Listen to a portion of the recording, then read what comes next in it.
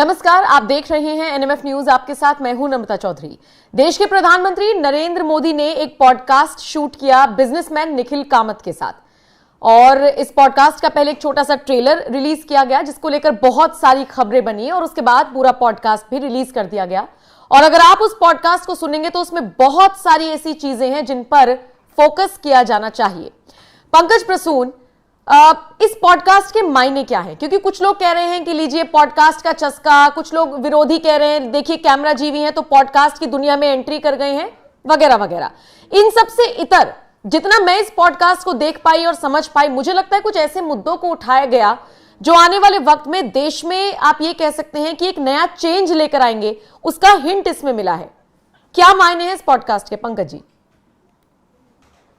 देखिए नम्रता, जब मैंने पहली बार सुना ना कि प्रधानमंत्री नरेंद्र मोदी पॉडकास्ट पे आए हैं और 2 घंटा समय दिया, फिर मेरे दिमाग में खटका कि एक प्रधानमंत्री 2-2.5 घंटे का तो ये पॉडकास्ट है, और पूरी शूटिंग में जो वक्त लगा होगा, इतना वक्त यूं ही नहीं किसी को देता।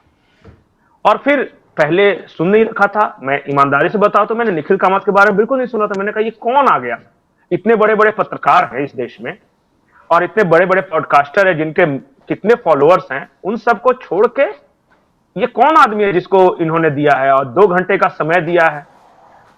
फिर मैंने सबसे पहले तो निखिल कामत के बारे में रिसर्च किया, और बड़ा कमाल का बंदा है। 10वीं तक पढ़ाई को, उसके बाद ड्रॉप आउट बाय चॉइस। ऐसा नहीं था, पढ़ने में बुरा नहीं था, लेकिन बोला ये फॉर्मल स्टडी से कोई मतलब नहीं। और पूरे पॉडकास्ट के दौरान दोनों, नरेंद्र मोदी और निखिल कामत, ये जो फॉर्मल स्टडीज डिग्रियां लेके घूमते हैं, इसका मजाक उड़ाते रहे। मोदी जी ने कहा कि मैं तो बहुत एवरेज स्टूडेंट था। फिर दोनों कह रहे कि हमें तो हिंदी आती नहीं। ये दोनों हंस रहे हैं, और दोनों ने एक बात कही कि हमने जिंदगी के झटकों से सीखा है, अनुभव से सीखा है। एक एंटरप्रेन्योरशिप की बात कर रहा है, दूसरा पॉलिटिक्स की बात कर रहा है। फिर निखिल कामत के बारे में मैंने पता किया कि ये आदमी 10th ड्रॉप और यंगेस्ट बिलियनर है इंडिया का, सबसे नौजवान अरबपति है, और 10वीं के बाद इसने 3 बड़ी कंपनियों की नींव डाली है। एक है जीरोधा जो कि स्टॉक ब्रोकर फर्म है, और एक है एसेट मैनेजमेंट फर्म है जिसका नाम है टू बीकन। और पता है ये दोनों कंपनियां नेटवर्थ कितना है? $3.1 बिलियन।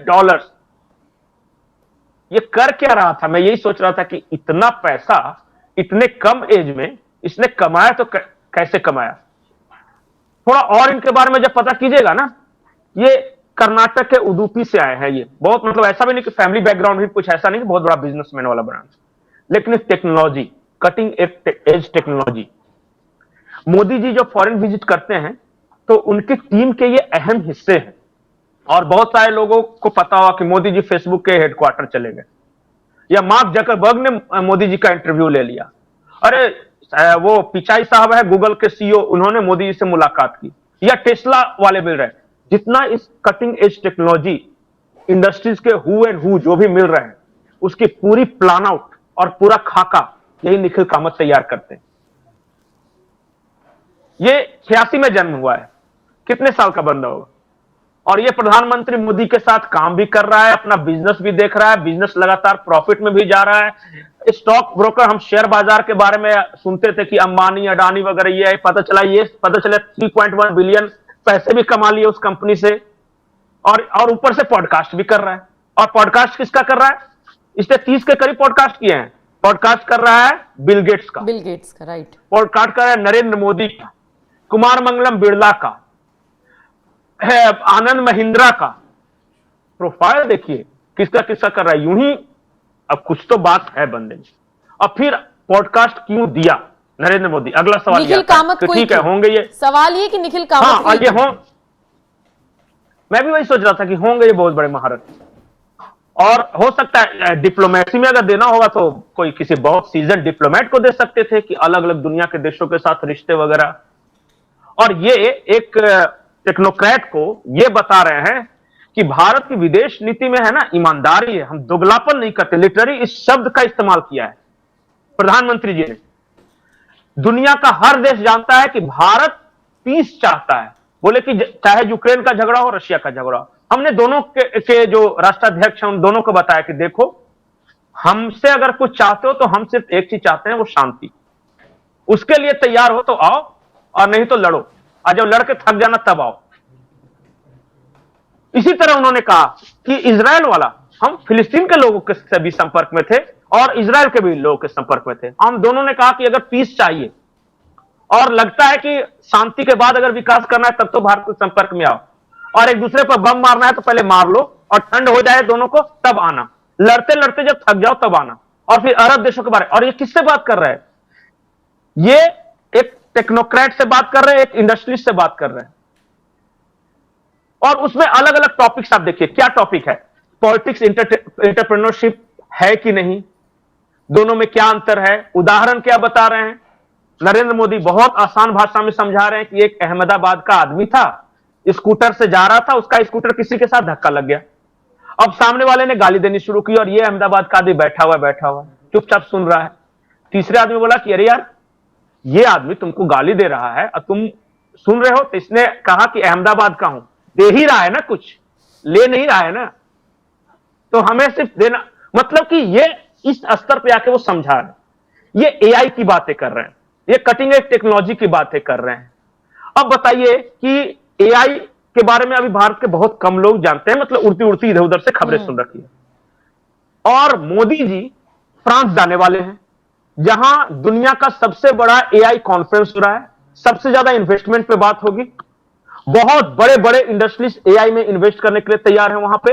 उस टेक्नोलॉजी के बारे में जानकारी दी जाएगी। प्रधानमंत्री वहां जा रहा है और उससे पहले एक पॉडकास्ट कर रहा है उसी विषय पर। मुझे ऐसा लगता है कि जब पहली बार मोदी जी आए थे ना, तो उन्होंने कहा था कि जिस तरह हाईवे जरूरी है, जिस तरह रेलवे जरूरी है, उस तरह एक हाईवे जरूरी है, मतलब और पूरा इंफ्रास्ट्रक्चर एक तैयार हुआ इंटरनेट को लेकर। पिछला जो दशक था वो आईटी का दशक था, 10 साल 20 साल पहले का। आने वाला दशक है एआई का दशक है, और भारत उस कटिंग टेक्नोलॉजी का मास्टर बादशाह बनना चाहता है। देखिएगा, मोदी जी फ्रांस जाने वाले हैं, वो एआई कॉन्फ्रेंस में हिस्सा लेंगे। बहुत बड़े बड़े बिजनेस डील होने वाले हैं एआई को लेके। जिस तरह सोलर ग्रिड हुआ हमारे देश में, जिस तरह इंटरनेट हुआ, आईटी रिवॉल्यूशन जिसको बोलते हैं, जिस तरह संचार क्रांति हो, उसी तरह एक एआई क्रांति के मुहाने पर हम खड़े हैं। और इस देश के लोगों को मैं बता रहा हूं कि आप अपने आप को मेंटली प्रिपेयर्ड रखिए। जितने भी बड़े बड़े इंडस्ट्रीज हैं, टाटा, बिरला, अंबानी, ये सारे लोग एआई कंपनियों के साथ डील करने वाला है, इन्वेस्ट करने वाले हैं। पूरा बदलने वाला है, पूरा कामकाज करने का तरीका, हर सेक्टर का इसमें असर होगा और ये बहुत फास्ट होगा। आपको आज 2025 में ये बात बोल रहा हूं, 2030 में मेरे से बात कीजिए, 5-7 साल बाद देखिएगा कि कैसे सारा कुछ बदल जाता है। और उसी के लिए लोगों को तैयार कर रहे हैं प्रधानमंत्री मोदी। ये यंग जनरेशन की बातें कर रहे हैं। वो बोल रहे हैं कि हमारा यंग जनरेशन बहुत एंथुसियास्टिक, बहुत टैलेंटेड है। और इसीलिए यंग बिजनेसमैन को ये पॉडकास्ट दिया गया ताकि एक मैसेज ये भी जाए। बिल्कुल बिल्कुल। अब आप देखिए ना, आपने और मैंने सर्च किया निखिल कामत कौन, फिर हमें एक पूरा हिस्ट्री नजर आई कि अरे भाई आदमी तो इतना कमाल का है, तो हमें कुछ संदेश मिला, मैसेज गया, इसीलिए निखिल कामत को चुना गया। अच्छा, और एक चीज और है कि इनके जो फादर थे ना, रघुराम कामत, वो बैंकर और एक कैनरा बैंक में वो काम करते थे, और मां जो थी वो कुशल वीणा वादक। तो ये आर्ट एंड कल्चर की बात कर रहे हैं मोदी जी। इसमें बात कर रहे हैं कि मैं जब जहां से ये बिलोंग करते हैं, वलसाड के पास से, बोलते हैं कि शी जिनपिंग का मेरे पास फोन आया, कहा कि तुम्हारा गांव था, वहां हेनसांग सबसे ज्यादा दिन तक रुके थे, उसके बाद वहां से चल के आए थे तो मेरे गांव में रुके थे, चाइना के। तो ये देखिए, with culture, cutting edge technology, entrepreneurship, young generation के बारे में बात कर रहे हैं, बिजनेस यूनिकॉर्न्स के बारे में बात कर रहे हैं। वो बात क्या कर रहे हैं पता है कि बेंगलोर पिछले साल तक सबसे ज्यादा यूनिकॉर्न देने वाला था, इस बार मुंबई ने उसे पछाड़ दिया। और बहुत सारे शहर हैं जो बहुत कंपीट कर रहे हैं। मतलब उनका यूनिकॉर्न का मतलब जानते हैं, वैसी कंपनियां जो कि नई कंपनियां खड़ी की और 1 अरब से ज्यादा का उनका ये टोटल ये हो गया एसेट। तो अरबपति कंपनियां बनाना आसान तो है नहीं, और भारत 123 कंपनियां बना चुका है। अमेरिका और चाइना के बाद सबसे ज्यादा यूनिकॉर्न हमारे यहां है, और वो यूनिकॉर्न एआई में इन्वेस्ट कर रहा है। लेकिन ये जो सारी चीजों को जब देखिएगा ना, हाँ, तो ये सारी चीजें आपको और मुझे तो समझ में आ रही हैं, लेकिन विरोधियों को समझ में क्यों नहीं आ रही हैं? अब जैसे इस पॉडकास्ट में नरेंद्र मोदी ने जिक्र किया कि भाई मैं इंसान ही तो हूं, भगवान थोड़ी ही हूं, तो गलतियां मुझसे भी होती हैं, जिक्र कर रहे थे वो। उसी पोर्शन को सुप्रिया श्रीनेत ने ट्वीट कर दिया और लिखती हैं, देखी मेरे देश की ताकत, अपने आप को नॉन बायोलॉजिकल ईश्वर का दूत बताने वाले आज कह रहे हैं मैं भी मनुष्य हूं, देवता थोड़े ही हूं। मैं एक बात कह रहा था नम्रता कि इस देश में हर तरह के लोग हैं कि नहीं? इसी देश में लोग हैं कि नहीं आज तक 15 लाख के लिए उठे हुए हैं? वो कैटेगरी भी है एक। इसी देश में वैसे लोग हैं कि नहीं कि जो कहते हैं कि सरकार सब कुछ मुफ्त में दे देती तो ज्यादा बढ़िया रहता, कहां हम काम धाम करने जाएं? लेकिन इसी देश में उस तरह के लोग हैं कि नहीं जो कि दुनिया को फतह कर रहे हैं? तो मैं ये कह रहा हूं कि ये किन लोगों के लिए है? ये जो पॉडकास्ट है पूरी तरह एक एआई इकोसिस्टम बनाने के लिए ग्राउंड तैयार कर रहा है। ये जो पॉडकास्ट है वो अपने यहां के एंटरप्रेन्योर्स को तैयार कर रहे हैं कि एआई के लिए तैयार हो जाओ। वो विदेश के जो इन्वेस्टर्स हैं उनके लिए ये है। वो यूनिकॉर्न्स जो बना रहे हैं उनके लिए ये है। ये अपने कल्चर ट्रेडिशंस को कैसे कटिंग एज टेक्नोलॉजी के साथ जोड़ने की बात कर रहे हैं। तो ये सब की चीजों के लिए ये पॉडकास्ट है। इस पॉडकास्ट के टॉपिक्स को आप देखिए और कितना आसान भाषा में कैसे एक एआई इकोसिस्टम इस देश में तैयार। इस देश में सॉफ्टवेयर सुपर पावर हुआ कि नहीं? यही देश हुआ ना, ठीक है, यही देश सॉफ्टवेयर सुपर पावर हुआ। इसी देश ने सबसे ज्यादा वो एस्ट्रोनॉमी मतलब जो अंतरिक्ष विज्ञान में फतह हासिल की, चांद के दक्षिणी ध्रुव पे लैंड करने वाला हम एकमात्र देश हुए कि नहीं? यह देश एआई सुपर पावर भी होगा और उसके लिए जमीन तैयार की जा रही है। ठीक है, तो जिन लोगों को इससे जो चीजें निकालनी है अपने अपने हिसाब से निकाल सकते हैं, विरोधियों को चीज नेगेटिव ही दिखाई देगी। बाकी आपके सामने पूरा पॉडकास्ट है, आप जाकर देख सकते हैं। थैंक यू पंकज जी मेरे साथ जुड़ने के लिए, इस पूरे पॉडकास्ट के मायने समझाने के लिए। आपको ये पॉडकास्ट कैसा लगा और ये चर्चा आपको कैसी लगी, आप हमें जरूर बताइएगा। नमस्कार।